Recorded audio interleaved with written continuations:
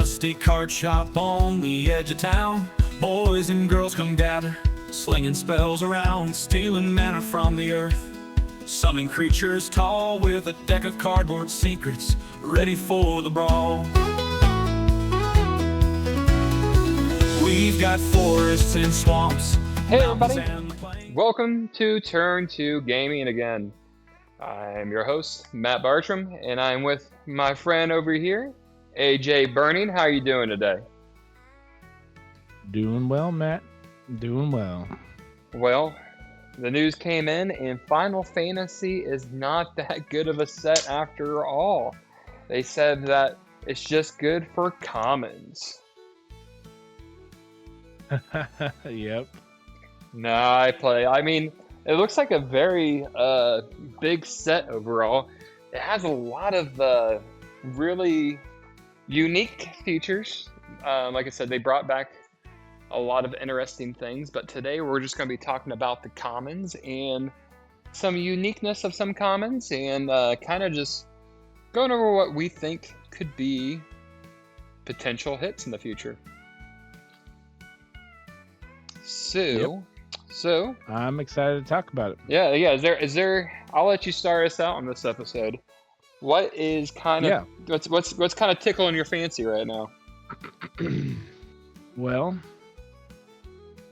good question, because I have been kind of waiting for all of the commons to drop from Final Fantasy, and I'm looking at the Popper Reddit right now, and there are some definite highlights that I am super excited to talk about. All right. And one is I guess a cycle of cards, which is awesome. So yeah, and let me see here. Which one should we start off talking? Well, you know what? Let's talk about the excuse me. Let's talk about the legendary artifact. Oh yes, Lunatic Pandora. It is not often when we get a legendary into Popper. I think our last legendary was Modern Horizons 3, I believe. It was a goblin that tried to act like a fire blast. So it's gonna be very interesting.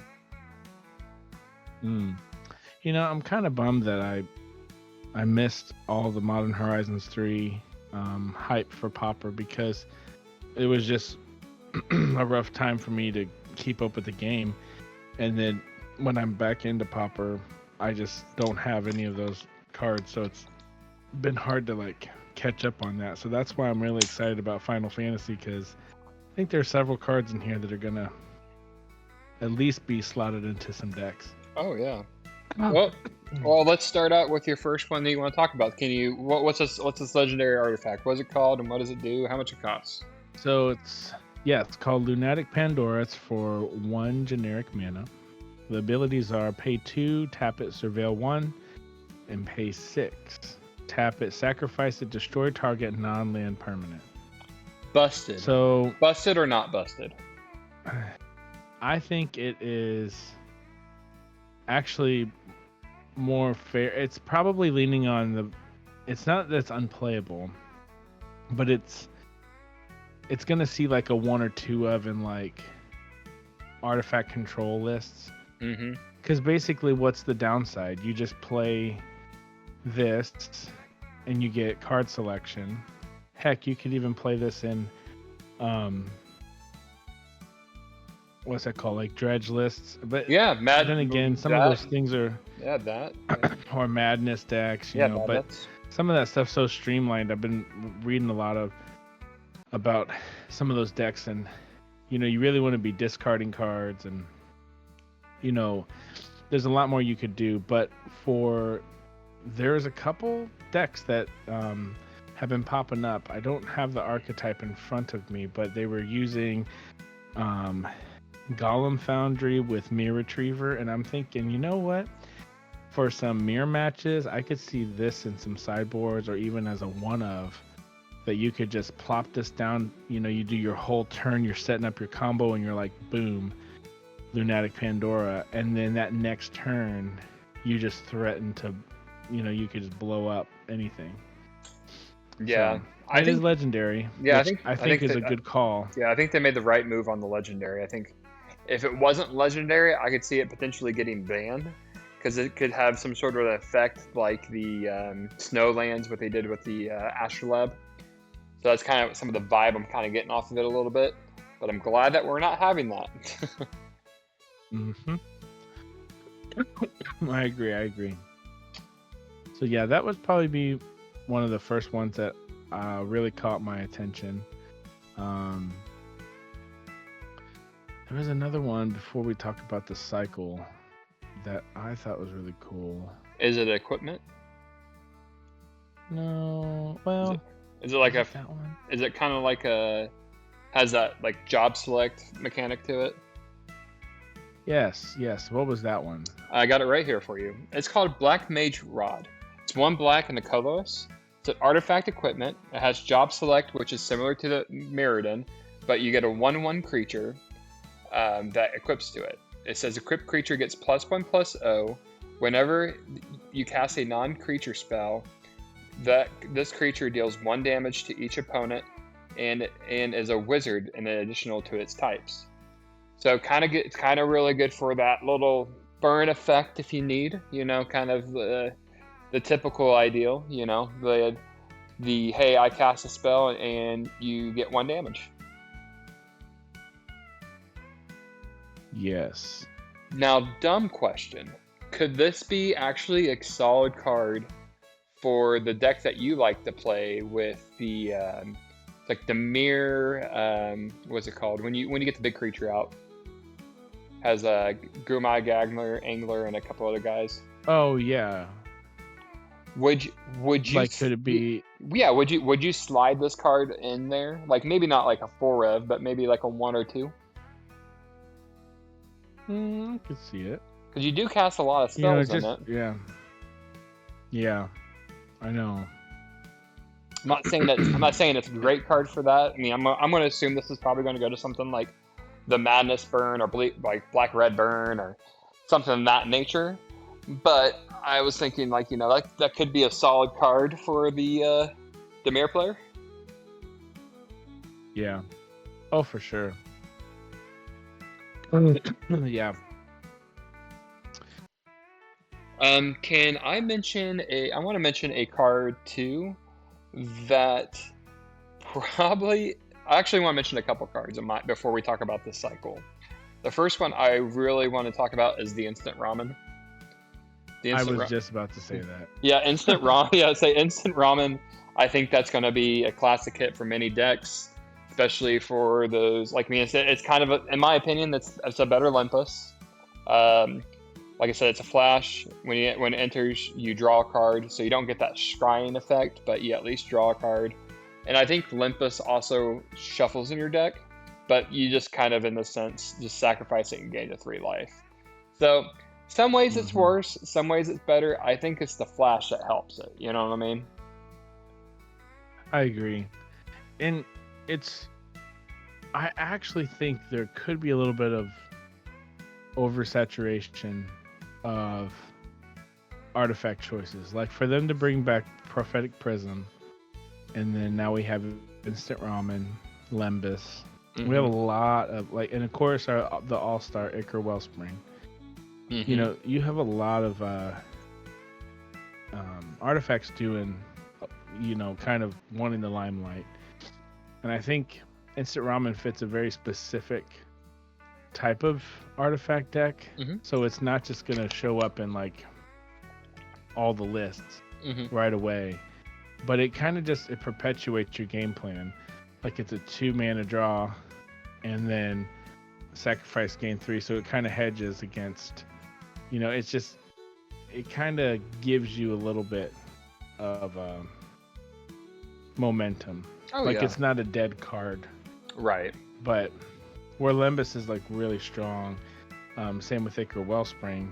But, Instant Ramen can fuel any affinity list and so on. I think some of those 3-color wedges or artifacts, some of them black on card draw. Mm-hmm. You know, I'm thinking of like, you know, Esper or what's another one? Anything that doesn't have black and blue in it. Right. You know, as your main card draw. Right. And I think overall it's a like I said, overall it's a solid card, and like I said, it may be also seen in other formats, we don't know yet. But another card I want to talk about is it's one kind of was interesting to me because it had the landfall trigger. Not saying this is actually going to be a solid card by any means. This is definitely going to fit a very taboo deck. But Sabu Tender, I think that's how you say it. It's 1 red and colorless. It's a plant, 2/1 plant with reach, and it just says whenever a land you control enters the battlefield, deal 1 damage to opponent. Not the strongest card that we're probably gonna be talking about today, but I wanted to give it an honorary shout out because I think for people who want to build like a landfall deck or someone who, you know, like. I mean, not everybody at a Pauper tournament is going to be playing the top tier decks, and sometimes those not top tier decks tend to sometimes win. Like for example, when Elves was not part of the tier list at all, and then they suddenly made it.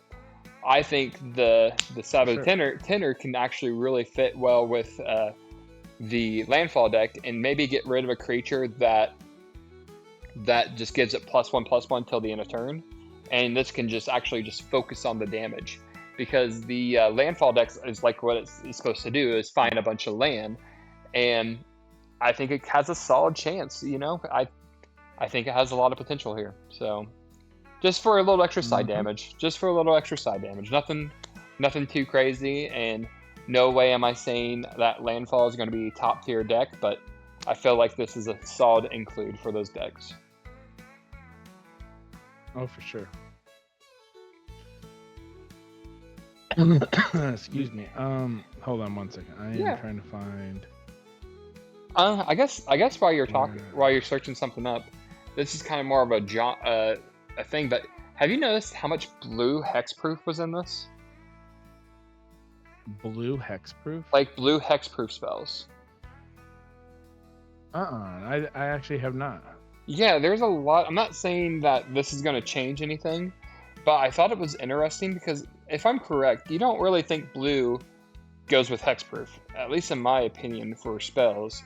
But like, there's a few cards in here that will like there's one, I can't find it on top of my head, but it draws you draw 2 cards, I believe, and you get a creature gets hexproof. Yeah, here it is right here. It's called Combat Tutorial. 1 blue and 2 colors. It's a sorcery. It says draw 2 cards and put a +1/+1 counter. Oh, different one. Put a +1/+1 counter on target creature you control. But I'm telling you, there's a blue one that gives it hexproof. Let me see if I can find it real fast. I thought it was super interesting. Let me see here. Dang it. You know, like when you here we go. 1 blue. Target creature gets +1/+1 and gains hexproof until the end of turn. Untap it. Like, I don't know. Like, I'm not saying these cards are the greatest by any means, but it's interesting to see. It's interesting to find hexproof in a blue spell. Yeah, that reminds me of Dive Down, which is from Ixalan, I believe. I love that card in Standard. Mm-hmm. But yeah, the whole untap it. That's I would say that's even better than Dive Down, to be honest. Right. Like I said, I mean, I don't know if it's going to see a certain amount of play for like Pauper, but I mean, it's a cool card. It's a really cool card. And I guess to go kind of more with my research of cards I saw recently, there's another one that was really cool. It's another artifact called White Auracite. I think that's how you say it.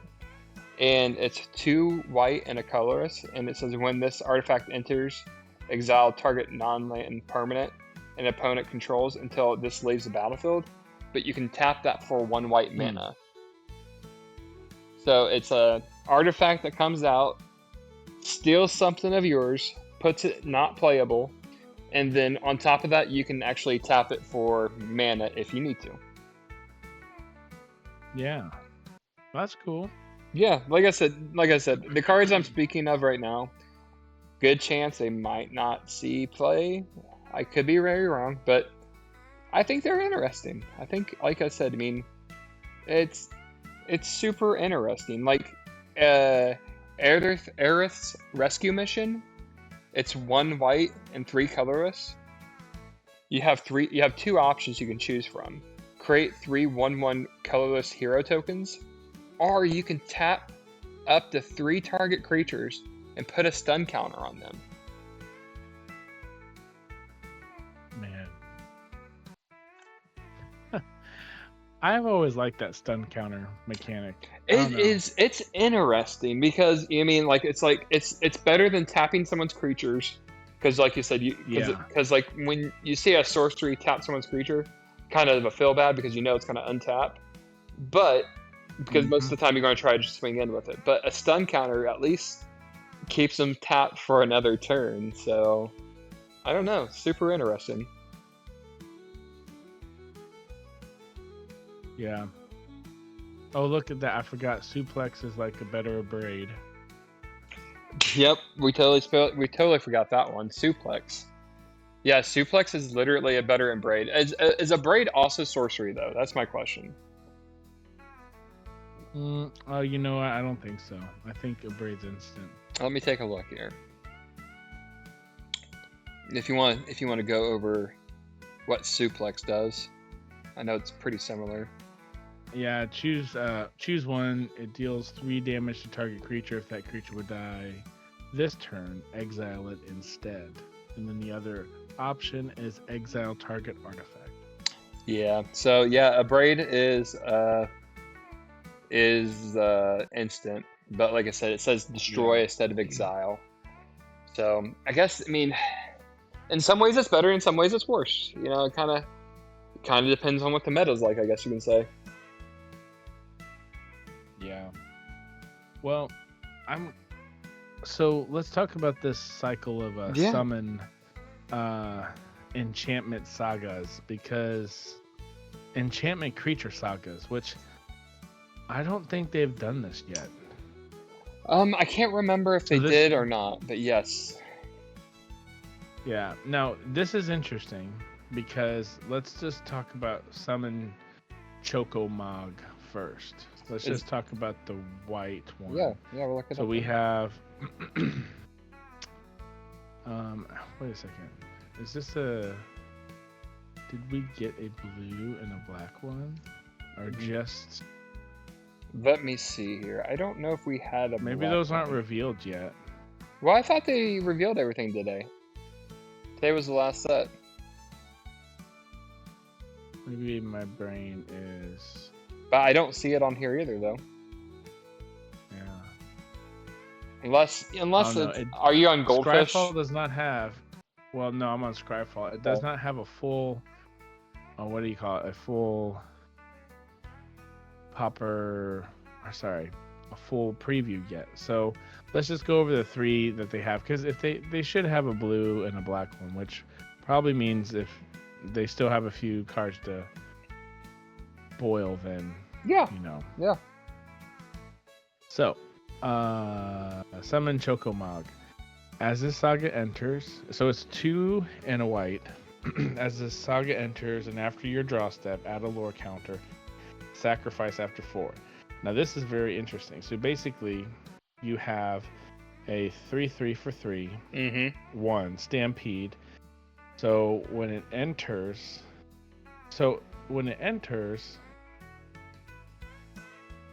you get a lore counter. Yep. And it's a 3/3. Other creatures you control get +1. So it's like an anthem when it comes in, and it's a 3/3 creature. Your next turn, it pumps. Your next turn, it pumps. Your next turn, it pumps, and then it sacrifices. Right. So it's garbage. I'm just kidding. I'm just kidding. I know, but I'm just. No, I'm just messing. I don't think it's actually that bad, because Because this, yeah, I'm thinking this works really good with mono white Winnies. I think so too. Because it basically it's a 3 for 3. Now, yeah, you're fighting with Militia, Bugler, and Core Skyfisher. I think that's 2. That's 2. Yeah. There's a few other cards there at the 3 slot, but very interesting. I'm keeping my eye on that one. I think the fat chocobo. Oh, go ahead. Sorry. I think it's a solid card. I think it has a lot of potential. The only thing that's holding it back is that it's a 3/3. I think that's the only thing that's holding it back. Because it's a nut bolt range, unfortunately. But for the most point, yep, very solid card, and I see it getting played. The one that I'm interested in to figuring out is it the green one? The red one. But let's talk about the green one real quick. Yeah, yes. Summon Fat Chocobo is 4 and a green. What does that say? So it's Wark. So it creates a 2/2 green bird creature token whenever a land falls under your control. It gets +1/+0 until the end of turn. For the first one. I just love that basically you give trample each turn after that. Yeah. And that's just cool. And I think it is worth noting that since these are creatures, you can hit them with like Ephemerate. Ephemerate. Yes, yeah. That's actually a very solid point. You get an enchantment to Ephemerate, and I think like I said, this one's a solid card too. I kind of wish this one's more lead towards the white, and what I mean by that is I wish that the white also had was a 4/4 body. That's kind of where I'm kind of at with it, but man, it's a solid card. Mm-hmm. At least if you don't... The last one that we have it. Yeah. Oh, go ahead. I was gonna say at least you can play it for a themed deck if you need to.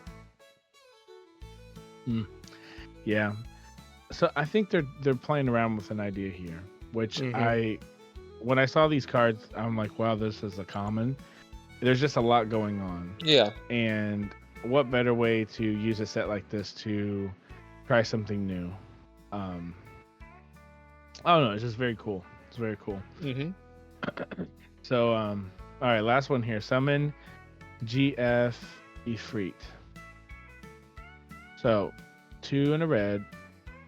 First 1 and 2 is you may discard a card if you do draw a card, which is a little overcosted for the effect because you can do a lot of that a lot cheaper. Sure. But the last 2 are add red mana.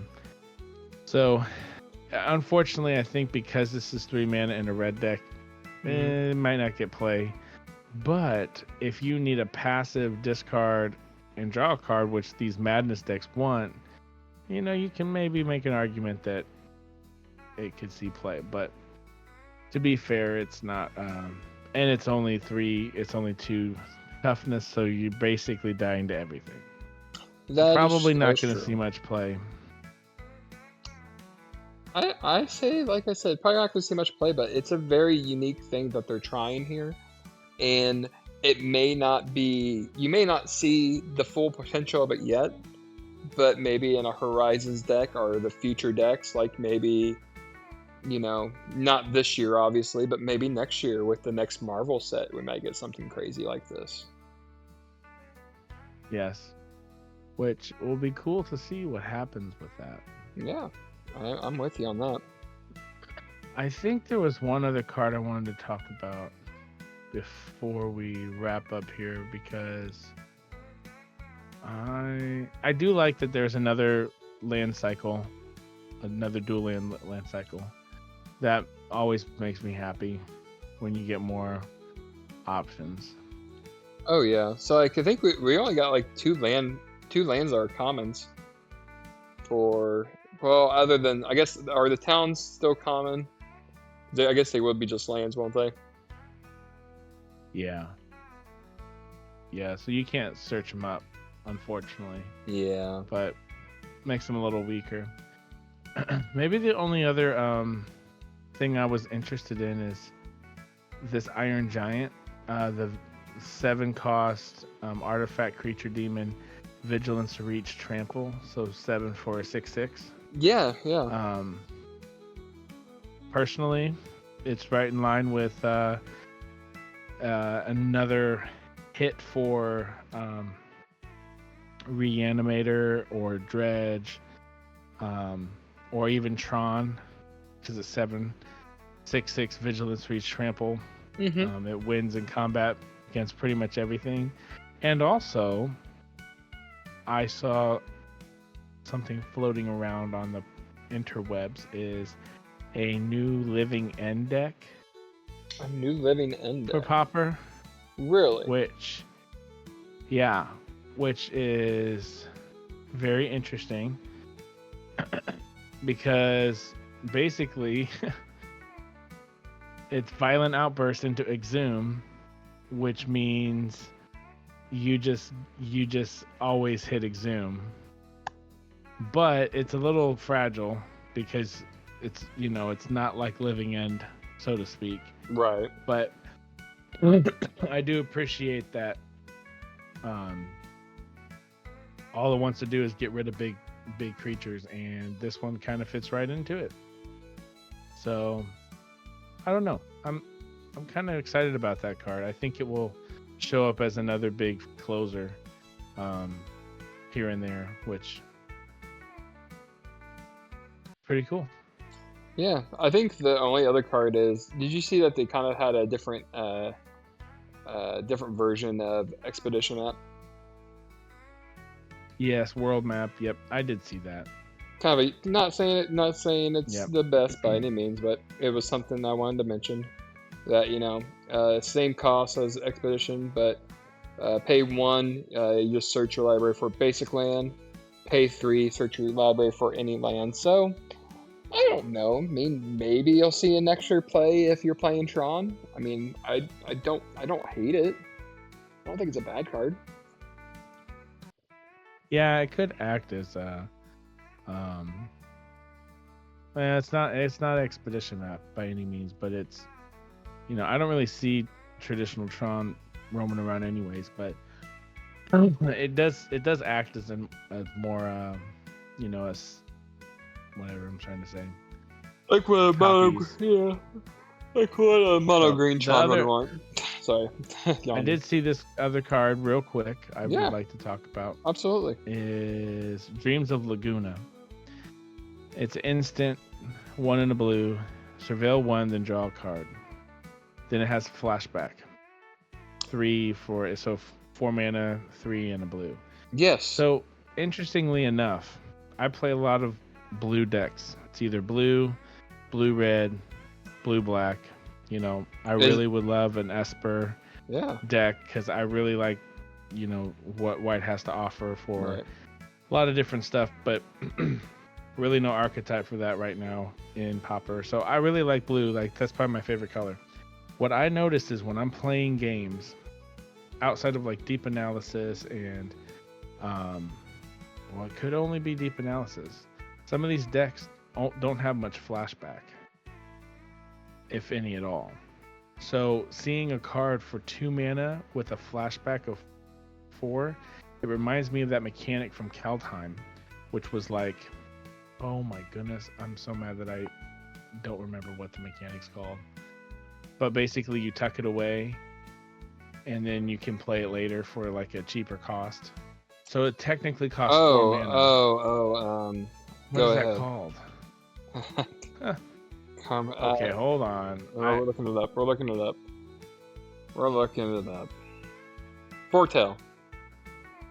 Foretell, that's what it is. So it reminds me of that, but it's an active card. So when you play it your first round or your first turn, excuse me, you actually get that surveil and draw. Mm-hmm. So yeah, you're paying 1 for surveil and 1 for a draw.